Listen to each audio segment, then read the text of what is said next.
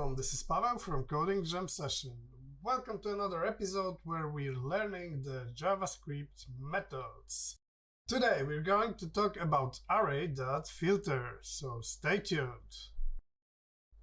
The array.filter method is used to create a new array with elements that pass a certain test implemented by the provided function. Let's see how it works with some practical examples. Here's the basic syntax of array.filter. We pass a callback function to it, which is executed on each element of the array. If the function returns true for an element, it's included in the new array. Otherwise, it's filtered out. Let's illustrate this with a simple example. Say we have an array of numbers and we want to filter out all the even numbers. We can achieve this using array.filter method.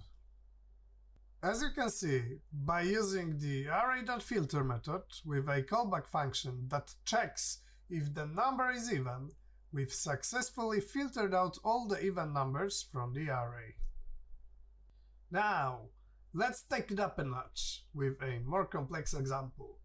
Imagine we have an array of objects representing users and we want to filter out all the users who are above a certain age. By utilizing array.filter with a callback function that checks if the user's age is above the specified threshold, we can easily filter out the desired users. And there you have it. You now have a solid understanding of how to use the array.filter method in JavaScript to filter arrays based on specific criteria. Remember, mastering this method can make your code more efficient and your development process smoother.